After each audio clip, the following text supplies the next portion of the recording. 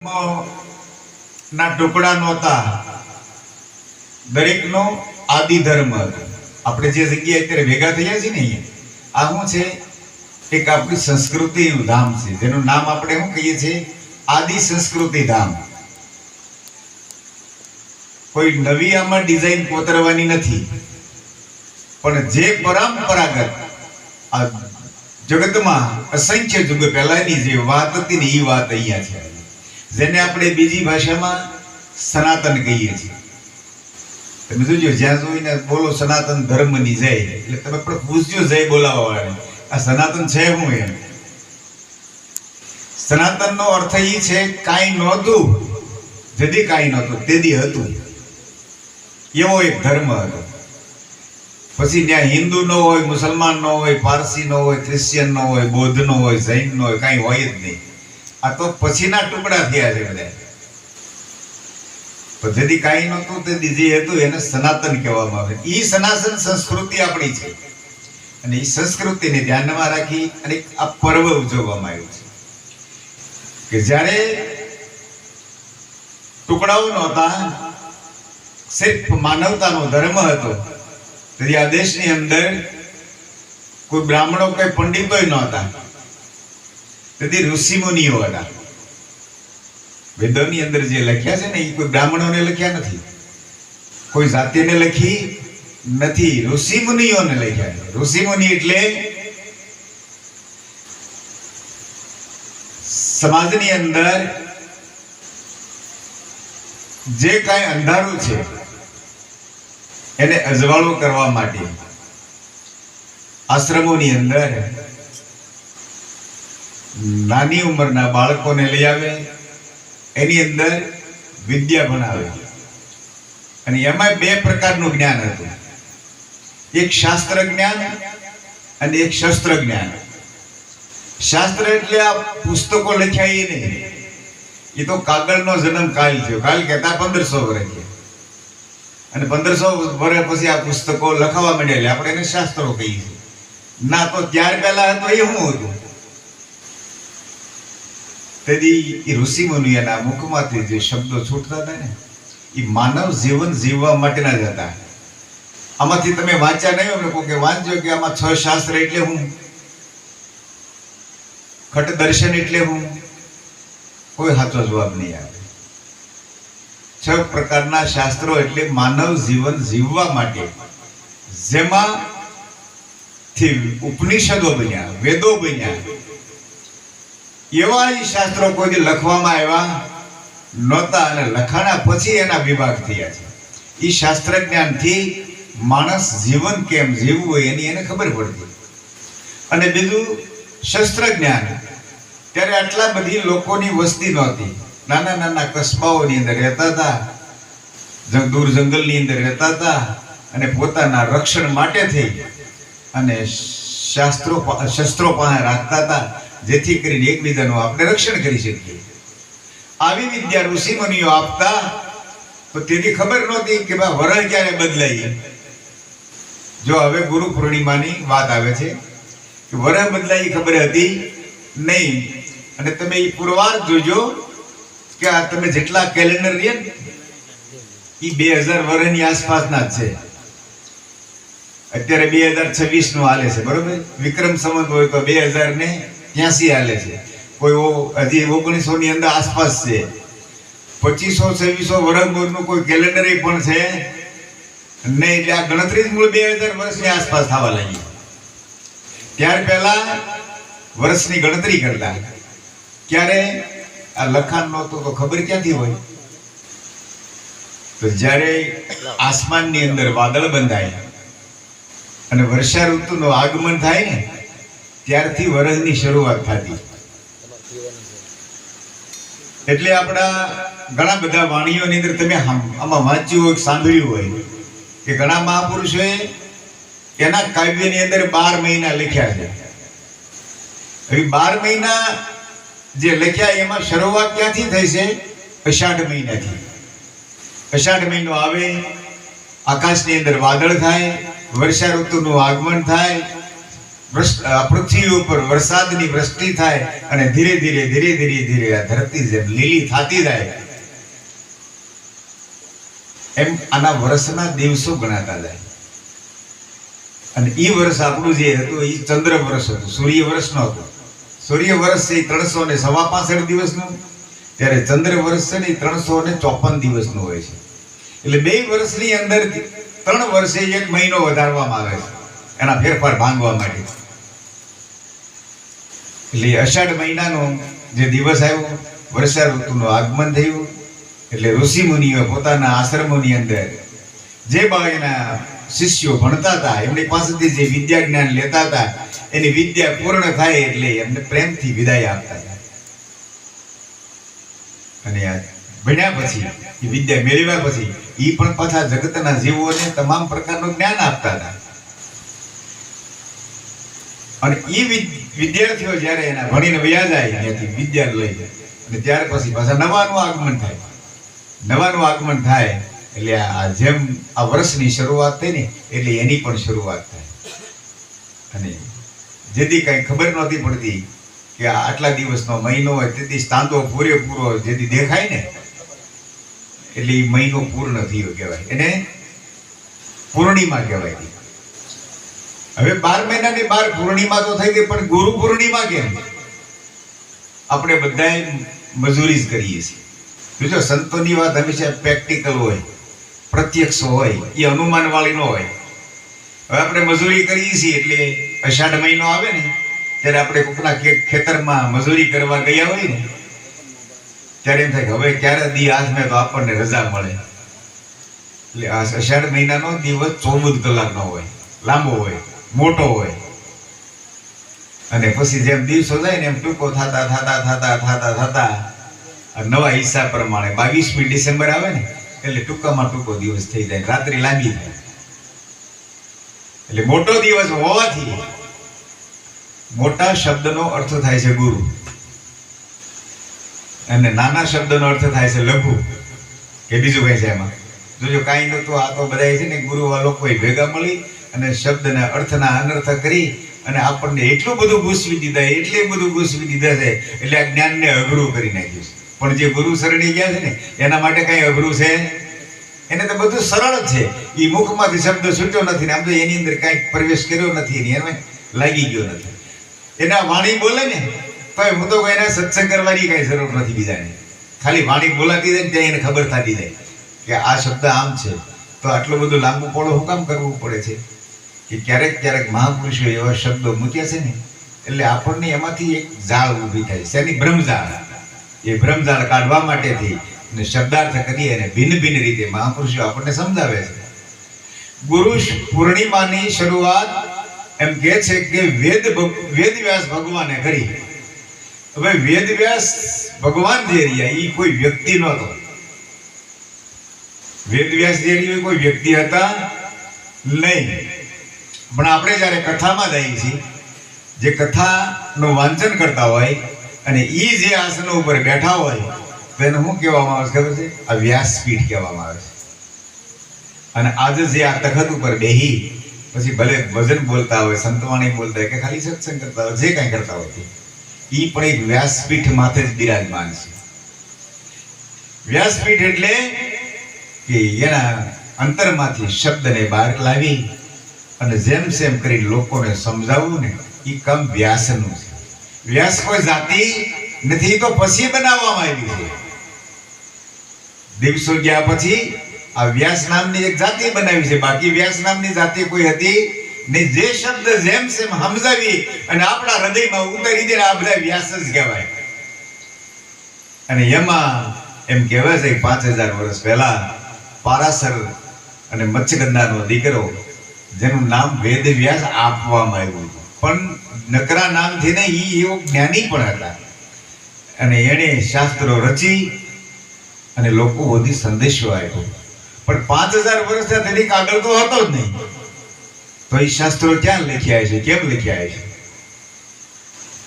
આજથી 2500 વર્ષ પહેલા તામિલનાડુની અંદર કુરુવિલ્લુવર અને તિરુવિલ્લુવર નામના સંત થયા. એને કુલુર નામનો એક ગ્રંથ લખ્યો છે 2500 વર્ષ પહેલા.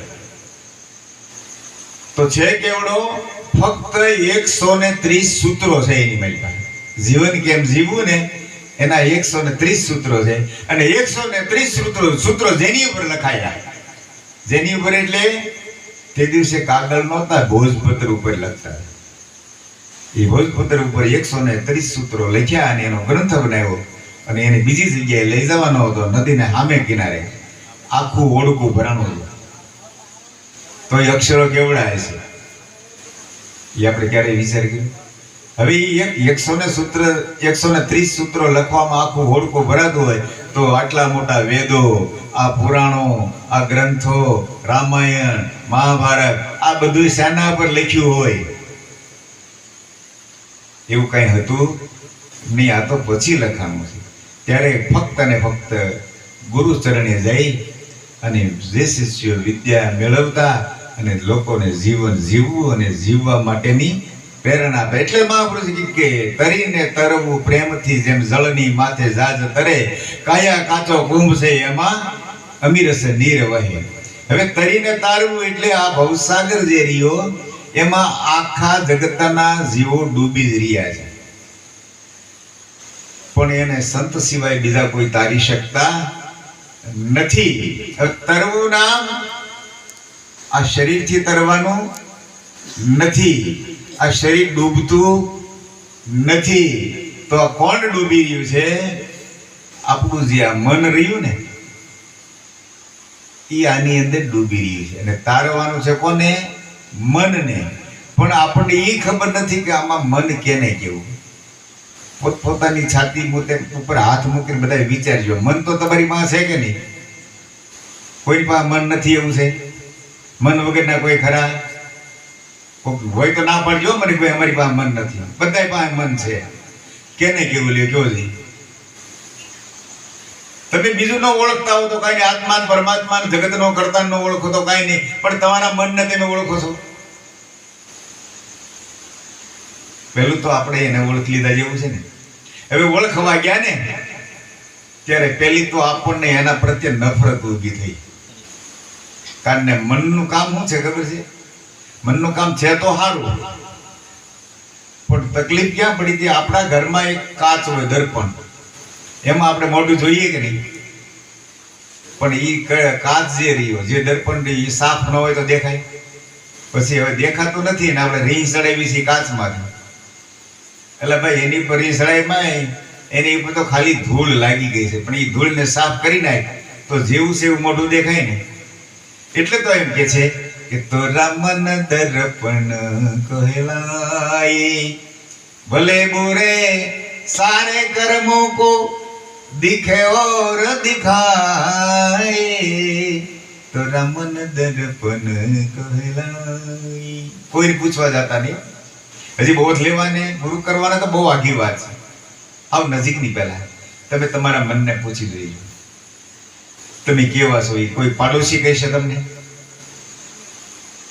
હું તો તમારી ઘરવાળી નહીં કહીએ કે તમારા છોકરા નહીં કહીએ કે તમે કેવા છો. તમે કેવા છો ને એ બધું તમારું મન જ જાણે છે, કે બીજો કોઈ જાણે છે? હવે જે તમને જાણે છે એ ઉજળું હોવું જોઈએ, મેલું હોવું જોઈએ. આ બોલજો, પોતપોતાની અંદર જ બોલજો, બહારથી ન બોલો તો કાંઈ નહીં, પણ ખરેખર ઉજળું હોવું જોઈએ કે નહીં? તો આપણું મન ઉજળું છે. કેમ ઉજળું નથી? નવરાઈ મળી નથી, પાડોશીની ચાલુ કરી નથી. મોતીભાઈ આવો છે ને જતનભાઈ આવો છે ને એની ક્યાં ખબર પડે છે ને ખબર પડતી હોય તો એ આવું ન કરે ને ત્યાંથી શરૂ કરીએ આપણે. પાડોશીની શરૂ કરીએ, હગાવાલામાં શરૂ, આખો દિવસ બીજાની નિંદા આગા પાસે સિવાય કાંઈ કરીએ છીએ. હવે આ જે વિચારો ઊભા થાય છે તમારા મનમાંથી ઊભા થયા કે નહીં? આ વિચારો સારા છે કે ખરાબ છે? ખરાબ છે કે નહીં? હવે ખરાબ વિચારો ખરાબ વસ્તુમાંથી જ આવે કે નહીં? તો આપણું મન ખરાબ જ હોય કે ન હોય? હવે જેનું મન ખરાબ હોય એનું જીવન કેવું હોય? આપણે તો આપણા પોતાનું માપ કાઢવાનું છે બધાય. મારું મન જો ખરાબ હોય તો મારું જીવન ખરાબ હોય કે નહીં? હવે જેનું જીવન ખરાબ હોય એ જીવન જીવનારો કેવો હોય? એક ખરાબ પાણીનો એક ખાડો ભર્યો હોય ગંદકી વાળો, અને આપણે એમાં નાહી ડૂબકી મારી તો આપણે હારા રહી ખરાબ થઈ. ખરાબ થઈ જાય ને. એમાં આ જે મનરૂપી ખાડો રહ્યો એ એકદમ ગંદુ પાણી ભર્યું છે. એમાં વિચારો કે હવે એની મારી પાસે આપણે પાછા 24 કલાક ડૂબકી મારી આખો દી, તો ખરેખર આપણે મેલા હોય ગુજળા હોય. તો આ મેલ કાઢવા માટે શું કરવું પડે? એટલે આપણે ગયા ગંગાજી, આપણે જઈએ છીએ ને બધા કે ત્યાં જઈ ગંગામાં નાહી એટલે આપણે આ મેલ કાઢીને આવી. એક દિવસ કબીર સાહેબ ના વિચાર આવ્યો. કબીર સાહેબ તો જ્ઞાનમાં બેરિસ્ટર કહેવાય કે નહીં, એના વિચારો સારા હોય કે નબળા હોય. એટલે એક દિવસ ગંગા નદીને કિનારે જઈને ગંગાને પૂછે છે કે મેં પૂછું તો રે ગંગા મૈયા सब तुझ पास आता तो तू किसमित सबका पाप धोता. કે મારી તારી અંદર આ બધા આવે છે નાય છે એને તો બધાયનું પાપ ધોઈ નાખશો. આ મેં સાંભળ્યું છે આવું, તો તું ખરેખર આ બધાના પાપ ધોઈ નાખશો? જોજો સંતોની વાત એમાં કઈક રહસ્ય હોય. એટલે ગંગાજી પ્રગટ થયા. આમ શરીર થઈ ન થયા હોય પણ એની અંદર એક ભાવ પ્રગટ થયો. ગંગામાં એમ કે છે કે મારી પાસે બધા આવે તો છે, તો કે મેં તુજે પૂછું કિરતારા. કોણ? ગંગાજી કબીરને એમ કહે છે કે તું તો ભગવાન છો, કિરતાર તો તું છો. કે એટલે હવે હું તને પૂછું, સબ મેરે પાસ આતા મુझ में नावे मुझ में धोवे मुंड मुंडावे ओढ़ भांड होय कर जाता. આવે મારી પાસે પછી મુંડન કરાવે કરે છે ને બધા ત્યાં. એટલે ત્યાં નાખે હું મોવાળા જ, બીજું કઈ અહીંયા ઉતારી તો મોવાળા જ આવે છે, બીજું કઈ. એ મારી અંદર નાય અને મુંડાવે અને ઘરે જાય તો ઓલા માથે ટકા કરી જાય. એટલે ઓલા ભાંડ હોય ને એવા બની જાય. એટલે એ કરતા આવડા વાળ કાપેલા હતા એ સારો લાગતો હતો. હવે આ માથે મુંડો કરીને આવ્યો છો એ તો ઉલટાનો ભૂંડો નથી લાગતો. મુझ में नावे मुझ में धोए मुंड मुंडायो भांड હોય જાવે. જીવતા બાપ તું મારે દંડા અને મોવા પછી હાડ પહોંચાડે ગંગા. બાપ જીવતો હોય ત્યાં સુધી એને કઈ સારું ખાવા ન દે, સારું પીવા ન દે, એનું કોઈ માન ન રાખે. અને પછી મરી જાય ને પાછા એ હાડકા લઈ અને ગંગાજી પધરાવા જાય. ખરેખર એ હાડકાથી મોક્ષ મળે, ગંગાજીમાં પધરાવાથી મોક્ષ મળે ખરો? મોક્ષનો અર્થ શું થાય છે? બહુ અઘરો કરી નાખ્યો છે. કાંઈ અઘરો નથી, હાવ હેલો છે. મોક્ષનો અર્થ થાય છે શાંતિ. આ મરી ગયેલાને કોઈ દી શાંતિ મળે કે જીવતાને લેવાની હોય? આપણે મરી જઈએ પછી શાંતિ મળે ખરી? શાંતિ કોને લેવાની હોય? જેને અશાંતિ છે એને જ, બીજા કોઈને. તો આપણી અંદર અશાંતિ છે, એ અશાંતિ કાઢવા માટે કોઈ સારા પુરુષ પાસે જઈએ તો આપણને શાંતિ મળે. શાંતિ મળે એટલે મોક્ષ મળી ગયો કહેવાય કે નહીં? હવે શાંતિ ને અશાંતિ શાની છે આપણને? આ શાંતિ ને અશાંતિ કોને છે? તો કે મનને છે. શરીરને કઈ લેવા દેવા નથી. અને આત્મા તો અજર અમર અવિનાશી છે, જે જન્મે નહીં, જે મરે નહીં, જેને અગ્નિ બીજવી બાળી શકે નહીં, પવન સૂકવી શકે નહીં, પાણી બાળી શકે નહીં, આવું જે અજર અમર તત્વ છે એને તમે મોક્ષ આપી શકો ખરો? પસાવડા છે ને મોટા મોટા પંડિતો, તમે તો જો એનો વાંધો નથી, એમને હરક ચોક નથી, પણ જેને હજારો શિષ્ય હોય, મોટા મઠધારી હોય, એ કોકને ઘરે અવસાન થઈ ગયો ન્યાય કે હે ભગવાન કે આના આત્માને શાંતિ આપજે. એટલે આવડા આત્માને ખરેખર ઓળખે છે? અને જો ઓળખતો હોય તો એ આવું બોલે ખરો? એટલે જે શાશ્વત છે, જે કાયમ છે, જે અખંડ છે, એની શાંતિ તો હું આવીએ. એને તો ખાલી આપણે ઓળખવાનો છે. અને જેને જેને ઓળખી લીધો છે એ પોતાનું જીવન ધન્ય બનાવી પોતે તર્યા છે અને આ જગતને તારી ગયા. એવા પુરુષે જે સ્થાપના કરી છે ને આજના દિવસને, એ દિવસ રહ્યો એ ગુરુ પૂર્ણિમાનો છે. અને એ કોણ માને છે, કોણ મનાવે છે? માનવાનું નથી અને એને મનાવવાનું નથી. તો બહુ સરસ આપણને વાણીમાં વાત કરી કે આજના દિવસે જે ગુરુ ભક્તો છે એ મળી તનથી, મનથી અને ધનથી સેવા કરી અને આખા વર્ષની અંદર કદાચ ભૂલે ચૂકે કાંઈ તમારાથી કર્મ બની ગયું હોય તો એનો પશ્ચાતાપ થાય છે. અને આજનો દિવસ જો તમે સુકી ગયા તો વળી પાછું 12 મહિને પાછું ફરીવાર નવું કરવું કે નહીં? એટલે તમને જો મોકો જે મળ્યો છે કે હું તો કહું છે ને, ગુરુ પૂર્ણિમાને મહિનાની વાર હોય ને ત્યારે રાહ જોઈ લીધી કે હવે ક્યારે પૂરી ગુરુ પૂર્ણિમા આવે અને મારા આખા વરહથી જે કાંઈ મારાથી ભૂલી શકે, જે કર્મો બંધાણા છે એનો હું પશ્ચાતાપ ક્યારે કરી આવું. આજનો દિવસ જે છે એ પશ્ચાતાપ કરવાનો છે. કેમ છે કે આપણે સદગુરુ સરને ગયા તેથી તન મન ધનની કુરબાની કરી દીધી છે. એટલે અધુરિયાની વાત કરો. અધુરિયા તો તમને હાવ ચોખ્ખું પાછું એમ કે હવે મને મારી પાસે ક્યાં છે, આ ધને ક્યાં છે, આ તને ક્યાં છે, આ તો બધું મેં ગુરુ નાખી દીધું, હવે મારી પાસે ક્યાંથી હોય. પણ એને ખબર નથી કે મેં તન મન ધન આપ્યું ને એની હાટે મને કંઈક આપેલું છે પાછું. અને તને આપ્યું તો હું આપ્યું તો મન વચન ને કર્મ જે આપેલું છે. હવે મનથી ક્યારેક ભૂલ થાય કે ન થાય? કારણ કે તમે વ્યવહારમાં છો, હગામાં છો, વાલામાં છો, કુટુંબમાં છો, પરિવારમાં છો, ધંધામાં છો, ક્યાંક તમારી ભૂલ થાય એને થાય કે ન થાય? અને કોઈ ન થતી હોય કહેજો કે બેમારથી કાંઈ થતી નથી એમ. કારણ કે આ મનથી થાય છે કે ને બધી એ મન ક્યાંક ભૂલ કરી દે. પછી મન ભૂલ કરે તો એની પાસે પાછું તન વાં હાલ્યું જાય તો તનથી પણ ભૂલ થાય કે નહીં? હવે તનથી જાય તો એની પાસે ધને જાય કે ન જાય? તો ત્રણેય જગ્યાએ તમે ક્યાંક ફસાયેલા. એ પ્રાયશ્ચિત કરવા માટે આજે આવી ગુરુચરણી તન મન ધનથી સેવા કરી. પણ હું તો પાછો રોજ રોજ ન કરતા હો. હવે આપણે 12 મહિને એકવાર જઈ કઈક પોગી ગુંડાન કરીને વેવી એટલે પાપમાંથી મુક્ત થઈ ગયા. નહીં, એમ નથી વાત. આ વાત કેવી છે કે પ્રેમ ગલી મેં મારા પિયુજી કો પામી કોટીશ્વરીની ત્યાં ક્રાંતિ, પાપ પુણ્ય મારા મટી ગયા સજની ભૂલી સર્વ ભ્રાંતિ. અહીંયા આવ્યા પછી એક પ્રવેશ કરવાનો છે આપણે એવી જગ્યાએ. કઈ જગ્યાએ? કે પ્રેમ ગલીની માલપા. પ્રેમ ગલી કોને કહેવાય? એ તો પ્રેમી પુરુષો ને એને ખબર હોય. હવે પ્રેમી કોને કેવું?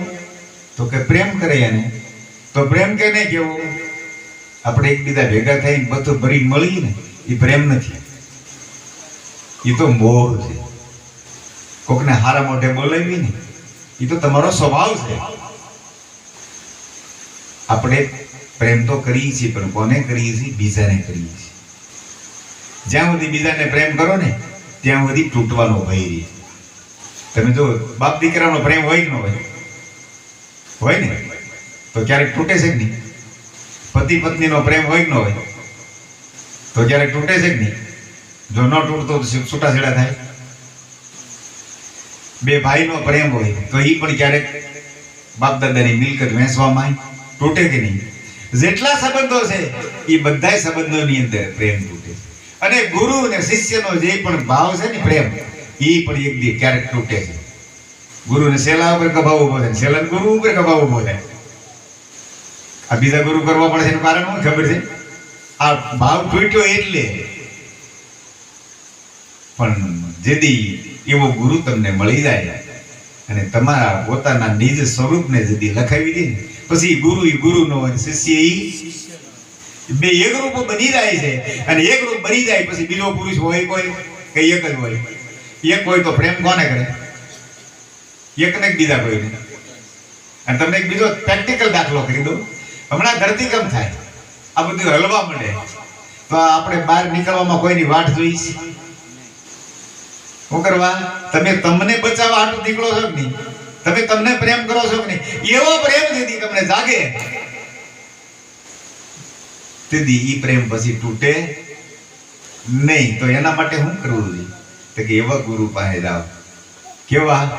એ હંસા ભમરી એ જેવી રે જેની ભાવના કરી પોતાના રૂપે રાજી થાય એ દુર્લભ એવા સંત છે. આપણે ગુરુ તો કર્યા પણ કેવા કર્યા?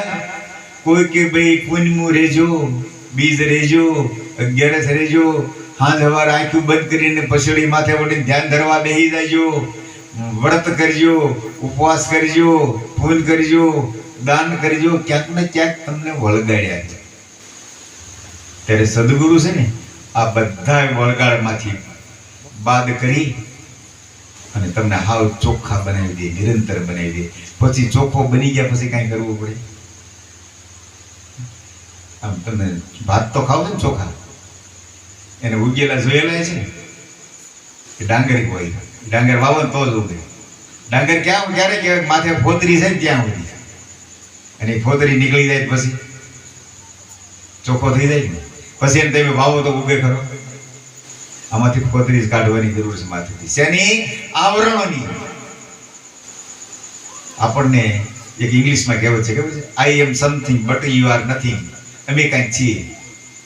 અને બધા એવા છે સામાન્ય માણસ છે, પહેરવા લુગડું ન હોય અને હાલ્યો જતો નામ લ્યો ને કે તું આવો છે ને તેવો છે કયો તો એનો મગજ વિયો જાય છે. કારણ કે એમાંય ભર્યું છે હું કાંઈક છું, અને કે પહેરવા પોતળી નથી, જેની ગામમાં કોઈ ઇજ્જત નથી, આબરૂ નથી. પણ આ મારાપણું યુઝ એમ દરેકની અંદર આ મારાપણું જે રહ્યું ને એ મોટામાં મોટો રોગ છે. એ સદગુરુ ચરણે ગયા સિવાય નીકળે ને ગુરુ કરવાથી નો મેળાવે. એટલે આખો ભગત કહે છે કે ગુરુ કર્યા ગોકળનાથ ગરડા બળદને ગાલી નાથ, આ ધન હરે ધોખા ધરે એ ગુરુ કલ્યાણ નું કરે. ગુરુ કીજીએ તો ऐसा जैसा पूनम का चंद तपत बुझावे औरन की दे दे अपना રે. તમે તમારા ગુરુને પૂછી લેજો, અથવા ગમે જે તમારા ગુરુ હોય બધાને પૂછજો, ખરેખર બાપુ મારામાં જે રંગ છે, ખરેખર જે લાગ્યો લગાડ્યો તમે મને, એ તમારો રંગ છે કે બીજાનો છે? તે તમને કેવો જવાબ આવે છે જાણી લીજો. અને જેથી એમ કહે ને કે આ રંગ જે રહ્યો ને એ તું પેલા મને જોઈ લે, મારો રંગ કેવો છે. હવે મારો રંગ જેવો છે એવો તારો છે? આપણે ગુરુ છે એવા છીએ. જો ગુરુ છે એવા જો આપણે હોય તો આપણામાં ગુરુ વસે કાંઈ અંતર નથી. તો એ કેવા છે ગુરુ અને એની વાત શું છે? એટલે કીધું કે એ વાત એવી છે કે નિરંતર નામ નિરંતર નૂરા જબ મેરી સબત લગી નિરંતર છે તો સોહમ પુરુષ છે ભરપૂરા. હવે કેટલા એમ સોહમ નું નામ લઈ એટલે રાજી થાય, પણ અમને અમારા ગુરુએ સોહમ નો મંત્ર આપ્યો છે. અને આ લગભગ તો આ દંડીકું હાલે જ છે બધાની પાસે, ઓમ ને સોહમ ના તમે જાપ જપજો. એ શબ્દ સાચો છે, આપણે એના વિરોધી નથી, એના સિવાય મેળાવે એવું. પણ એને ખબર છે આ કોણ છે. એ જતનભાઈ ને આખું ગામ ઓળખે છે, પણ હું જ ન ઓળખતો હોઉં તો. એટલે પેલા તો આ ગામનો સરપંચ કોણ છે એને ઓળખી લેવો જોઈએ. જ્યાં સુધી એને આપણે ઓળખશું નહીં ત્યાં સુધી નકરું જતનભાઈ કરી મેળા આવશે નહીં. રતનપર ની અંદર મોતીભાઈ રહે છે, પણ હવે ખાલી નામ સાંભળે મેળાવે એવું એમ નામ સાંભળે મેળ નહીં. હવે એમાં ઓમ ને સોમ ના આપણે નામ સાંભળી ગયા છે, અને ક્યાંક વાણીમાં આપણે સાંભળી આવ્યા. એટલે વાણીમાં પણ ઓમ ને સોમ ની વાતો થતી હોય છે, પણ હું છે એની કઈ ખબર નથી. સોમ શબ્દનો અર્થ છે સો કહેતા તું અને હમ કહેતા હું છું. જે તું છો એ હું છું, અને તું હું છો એ તું છો, બીજો કોઈ છે નહીં. પણ હું અને તુંની જે ઓળખાણ રહી ને એ ક્યારે થાય? વાતે પતે એવું નથી. સગળું કરતા બાદ શ્રેષ્ઠ તત્વ તરસે, અરજી તત્વનો મરમ આ સમજતા સતમત દર્શે. જેથી સર્વસ્વ સદગુરુને મોપી દઈ એને હોંપતા પછી વધ્યું શું છે? હું બોલું તમે સાંભળો, કદાચ યાદ રાખો ને તોય મેળ નહીં આવો. એ તો સોદો કરવો પડે. આપણા ઘરમાં કોમણ કપા ભર્યો હોય, વેપારીને બોલાવી અને કહી દે કે શું ભાવ છે, કે આટલો ભાવ છે. પછી આપણે એની સોદો ન કરીએ ભાઈ, તો એ કપાસ લઈ જાય. એની કપાસ લઈ ન જાય તો એ તમને પૈસા આપે. પૈસા સંપત્તિ પડી તમારા ઘરમાં, પણ એ તમે વાપરી શકો નહીં. એમ તમારી અંદર જે આ કિંમતી વસ્તુ પડી છે ને એ તમે એકવાર કોકને આપી દો, અને એ કિંમત જેનાથી થાય છે ને એ એનાથી કિંમતી છે પાછી.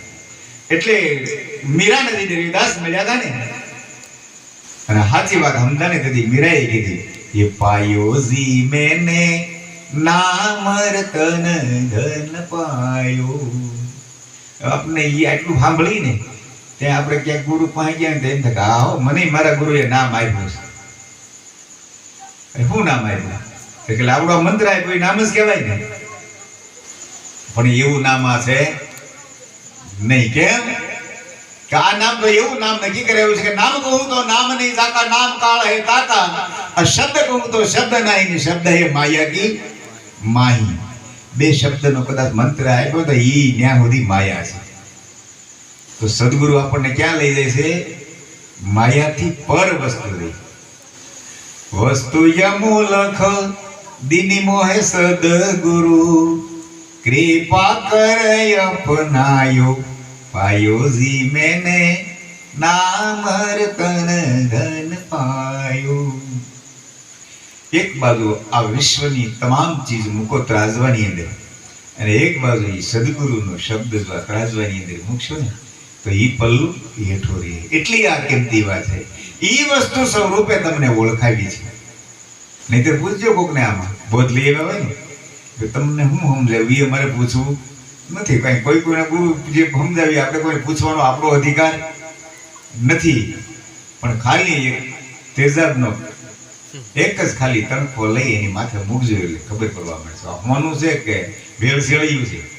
જો ભેળ શેળિયું છે તો ઓગળવા મળશે, અને હોનું હશે ને એને ડાઘ લાગશે નહીં. એટલે પરમાત્મા આ વિશ્વમાં ક્યાં સ્વરૂપ છે? ગીતામાં સાંભળી ગયા આપણે કે કૃષ્ણ એમ કે છે કે અણુ અણુમાં ઈશ્વર છે. આપણે સાંભળ્યું, નક્કી કરી વળ્યું નહીં. ખરેખર અણુ અણુમાં હોય, અણુ અણુમાં હોય તો આપણે કોકને ગાયું દઈ છીએ, એમાં ઈશ્વર નો હોય તો દઈ શું કામ? કોકને લાકડી લઈને મારવા જઈએ છીએ તો ઈશ્વરને મારવા જઈએ છીએ. કોકની પર છેતરપિંડી કરીએ છીએ તો ઈશ્વર ઉપર કરીએ છીએ નહીં. આ ભરેલી વાત છે. ઈશ્વર શું છે એની ખબર નથી, અને ઈશ્વરની જેથી ખબર પડી જાય ને તેથી પુરુષ બોલ્યો છે કે ઈશ્વર કો જાન બંદા માલિક તેરા વહી હે. આ તારો માલિક ઈશ્વર સિવાય બીજો નથી. તો ઈશ્વર હજેરજમાં કેમ છે, કણે કણમાં કેમ છે ને, એ નામની સદગુરુ આપણને ઝાંખી કરાવે, અને એ નામ રહ્યું ને એ તારો માલિક છે. બીજો કોઈ માલિક હોઈ શકે નહીં. એ નામથી આ વિશ્વનો વ્યવહાર આવે છે. એટલે નિરાત મહારાજ એમ કે છે કે નામ સમોવડ નથી જાણજો, આમાં કહેવા છે કોઈ કહીએ સ્થાવર જંગમ સબર કર્યો સદગુરુ શબ્દ લઈએ. તો કે એની ભલામણ કેવી કરી ખબર છે કે ઓળખીને અંતરમાં લાવો. એને ઓળખો, ઓળખ્યા વગર મેળાવે એવું નથી. આપણે ઈશ્વર ઈશ્વર કહીએ છીએ, પરમાત્મા કહીએ છીએ, આ જગતનો કરતા કહીએ છીએ, જે કાંઈ તમે માનતા હોય. માતાજીને માનતા માતાજી, પણ માતાજી કોણ લેવાનું? આ વિસ્તારની અંદર તમારે મહાકાળી વધારે ચાલુ ને મહાકાળી ખરેખર ઓળખો છો? કોઈ ફોટો છે મહાકાળી છે, એ મૂર્તિ છે મહાકાળી છે, તો મહાકાળ છે હું આપણે એને ખરેખર ઓળખતા નથી. એને જો ઓળખી લો ને તો આમાં તમારું કામ થઈ જાય છે. કારણ કે જેને તમે માન્યું છે એ પણ વ્યાપક છે, એ રજે રજમાં છે. હવે વ્યાપક હોય તો પાવાગઢ જવાની જરૂર પડે ખરેખર. બધી જગ્યાએ હોય તો પાવાગઢ જવાય. એ બધી જગ્યાએ હોય તો ઘરમાં એક નાનો એવો ગોખલો બનાવી અને એક નાનું એવું મંદિર બનાવી ત્યાં દીવાબત્તી ને અગરબત્તી કરીએ તો ખરેખર એટલા પૂરતી જ છે ને, વ્યાપકમાં તો નથી ને. એટલે જે વ્યાપક છે ને એને આપણે સીમિત બનાવી દીધું છે. એને આપણે એક સ્થળ ઉપર નક્કી કરી રાખ્યું છે. બાકી વ્યાપક કેમ છે એ તો સદગુરુ નક્કી કરાવે, અને સદગુરુ મુખેથી વ્યાપકને ખબર પડી જાય પછી એને ને સેવા પૂજા કે અગરબત્તી દીવાબત્તી એને પછી કઈ કરવી પડતી નથી. એટલે કીધું કે જ્યાં જોવું ને ત્યાં મારો પરમાત્મા છે, રામ સિવાય બીજો કોઈ છે નહીં. અને એ પરમાત્માની ઓળખાણ સાચા સદગુરુ જ કરાવે. અને બહુ સરસ વાણીમાં કીધું કે એમાં સાચા અને ખોટા, અને જો સાચા ખોટા ન હોય તો આપણે દાસ સવાની શિષ્ય જબુબાઈ એમ કહે છે કે સાચા સંતો માથે ભક્તિ કર્યા મોર. સીધું કહી નાખ્યું હોય કે સંતો માથે ભક્તિ કર્યા મોર તો સાચા શબ્દ ન ઉમેર્યો હોત તો. પણ જેમ એ તેદી સાચા હતા ને એમ ભેગા ખોટા હતા, અને એમ અત્યારે પણ એવું જ છે. માટે અમારી તો એક ભલામણ છે કે ખરેખર કોઈ સાચા સંતોના શરણે જાઓ. અને સાચા સંતો એવા છે કે તમને બે રીતે ઉગાડશે. બે રીતે એટલે એક તો તમારું આજે અંધકારની અંદર જીવન પસાર થઈ રહ્યું છે. અંધકાર એટલે બહુ વાત તો કરી દીધી કે અંધારું કાને કેવું, જે આપણી અંદર અનેક પ્રકારની ભ્રાંતિ પડી છે ને એ બધું અંધારું જ છે. હું નાનો છું, હું મોટો છું, એ એક ભ્રાંતિ છે. હું ભૂગોલા કરતા હલકો છું, આ મારી કરતા ઊંચી જાતનો છે, એ ભારે છે, એ પણ એક વહેમ જ છે તમને. જો એ ભારે હોય તો એનું લોહી બજારમાં લાખ રૂપિયાનું લીટર વેચાવવું જોઈએ ને, અને તમારું મફતમાં વેચાવવું જોઈએ હલકા માણસમાં. હવે ભાડ્યું ક્યાંક ક્યારેક બ્લડની જરૂર પડે દવાખાનામાં, તમે દેવા જાઓ તો એક જ હરખી કિંમત આવે છે ને બધે. તો ઊંચા માણાનું કિંમત કેમથી લોહી ન હોવું જોઈએ? ભાઈ ઊંચા છે કોઈ, આમાં કોઈ ઊંચો છે, કોઈ નીચો છે, કોઈ હલકો છે, કોઈ ભારે છે તો આપણે એક ભ્રાંતિ છે, અમે એ મોટા માણસોની હામાં બોલી ન હોય. આવું થાય છે ને ઘણી વાર, ભાઈ આવા મોટા માણસને આમ થોડું બોલે, એટલે આમાં કોણ મોટો છે લીધો છે. અને એ જો મોટો હોય થશે તમને દેખાતો હોય તો જાઓ ને એને બજારમાં વેચો, એના ઝાઝા પૈસા આવે તમારા થોડા આવે, એવું બને? નથી કોઈ જગતમાં નાનો કે નથી કોઈ મોટો, નથી કોઈ ઊંચ કે નથી કોઈ નીચ. અને મહાપુરુષ ન્યાયમોદી કોઈ આ જગતમાં કોઈ સ્ત્રી નથી અને એમ પુરુષે પણ નથી. આ તો એક દેહ ભાવે છે. શરીરથી તમે કહી દો આ સ્ત્રી છે, આ શરીરથી પુરુષ છે, પણ આ જે શરીર જેના વડે હાલે છે એ સ્ત્રી છે, એ પુરુષ છે. શેના વડે હાલે છે? આમાં આપણી અંદર એક પ્રાણ હાલી રહ્યો છે, એ એક ક્રિયા છે એ તે. પણ એ જો હાલી રહ્યો એ પ્રાણ સ્ત્રી ન હોય, પુરુષ ન હોય, તો પ્રાણ જેના વડે હાલે છે એ કોઈ સ્ત્રી કે પુરુષ હોય? અને જો હોય તો આપણે પુરુષની અંદર આત્મા કહેતા હોય તો બાઈની અંદર આત્મી હોવી જોઈએ. આવું ક્યાંય કહ્યું? ને આત્મી નથી ને આત્મોય નથી, કેવલ આત્મા છે. એ સ્ત્રી નથી અને એ પુરુષ નથી. એટલે એને ખરેખર ઓળખી લેવા માટે અમે તો દૂર રહીએ છીએ, પણ તમારી નજીકમાં રહીએ છીએ, એકદમ નજીક. ક્યારેક એને પ્રશ્ન કરજો તમારે, અને પ્રશ્ન કરવાની હિંમત હારતા નહીં. હું તમને એક મજબૂતાઈ આપું છું, પ્રશ્ન કરજો કે આ છે હું બધું, અને તમને જો જવાબ આપશે. પણ સાંભળ્યા પૂરતો ન રાખતા ભાઈ, આના માટે અમારે કરવું શું જોઈએ? બજારમાં હોનું વેચાતું હોય ને તો નકરો ભાવ પૂછે નહીં મેળાવે, ભાઈ આમાં હોનું ખરીદ કરવું હોય તો શું કરવું જોઈએ? એ જવાબ આપશે. અને તમે કોઈ સામાન્ય નથી એ પણ નક્કી રાખજો. આપણે એમ કે ભાઈ અમે ગરીબ માણસ છીએ, અમે રાંકા છીએ, ભિખારી છીએ, અમારી પાસે કાંઈ છે નહીં, શું દેવું? હાલો હું તમારી એક કે કાંઈક મને આપી દઉં, હું તમને લાખ લાખ રૂપિયા આપી દઉં, તમે આપશો? કોઈ આપશો? તમારા પગ મને આપી દો, લાખ લાખ આપી દો, એક એક પગના, તમે આપશો કોઈ? તમારી કિડની કાઢી દો મને 5 લાખ રૂપિયા, તમે આપશો કોઈ? તમારું હૃદય કાઢી દો, હાલો આ નક્કી શીખા બધી તમારું જે શરીર રહ્યું એની કિંમત મૂકો જોઈએ. તો આ કિંમતી છે કે પછી વગર કિંમતનું છે? તો તમારી પાસે જેટલી કિંમતી વસ્તુ છે ને એટલી જગતમાં કોઈની પાસે નથી. એટલે તમે સેન્સાના સેન્સા છો, પણ હાથે કરીને આકાથી બેઠા છો. એટલે ભિખારું પણ મોગે અને કોઈ સદગુરુ ચરણે જઈ અને જેમ જેમ સમજી લીધા જેવું છે. તો કોઈ એમ કે ભાઈ હવે અમે વૃદ્ધ થઈ ગયા છીએ, હવે અમારાથી ભક્તિ ન થાય. ભક્તિ કરવાની વસ્તુ નથી. અને જે ભક્તિ કરવાની ભલામણ કરે ને એ ગુરુ આ કહેવાય, સદગુરુ કહેવાય નહીં. સદગુરુનું કામ તો એવું છે કે એક પલની અંદર આ છેડેથી ઓલે છેડે પોગાડી દે. એટલે કીધું નિરાંત નૌકા નામકી તામે બેસે આય, એક પલ મેં પાર પહોંચાડું બહુરીની ફેરા કા. એ વાત સદગુરુ કબીર સાહેબ કહે છે કે મેં કબીરા બિસરું નહીં, શબ્દ હમેરા સમરથ, એક પલ મેં પાર પહોંચાડું બેસે કોઈ શબ્દ કે રથ. આવી વાત હરિગુરુ સંતની છે. અને એ વાતના માધ્યમ દ્વારા આપણે આજે મળ્યા છે. આજનો જે પર્વ છે એ ઋષિ મુનિઓથી માંડી અને આજના સંતો સુધી આ બધા ઉજવતા આવ્યા છે. ને એમાંય આજે આપણા શેરડીવાસણ ગામની અંદર જતનભાઈ, કીર્તાભાઈ, દરેક ભક્ત મંડળ, હાલોને નામ લેવા જાવ તો ફારે નથી, ઘણા બધા છે. આખું ભક્ત મંડળે અને આદિ સંસ્કૃતિ ધામ જેનું નામ આપવામાં આવ્યું છે. નકરું એટલું નહીં, પણ એની પાછળ આદિ સંસ્કૃતિ ધામ તો ખરું, પણ જીવન મુક્ત આ આદિ સંસ્કૃતિ ધામની અંદર આવી અને અહીં જાય જે પુરુષોની ભલામણ જે રહી ને, ખાલી ભલામણ કરશે, બીજું કાંઈ નહીં કરે. એ ભલામણ મુજબ જો તમે હાલવા મળશો ને તો તમે પણ જીવનમાંથી મુક્ત થઈ જશે. આને ગોતવા માટે આપણે દેશ વિદેશમાં જવું પડતું, એને બદલે તમારા ગામની અંદર એ વસ્તુ પડે. અને આ જે વાતનો મહિમા જે થઈ ગયો છે, આનો જે જસ રહ્યો ને, એ બધું અમારા મોતીભાઈ લઈ ગયા છે. કારણ કે મને અહીંયા લાવી લગભગ કેટલા 2006માં ને કે 8માં એટલે કેટલા વર્ષ થયા? 18 વર્ષ થયા.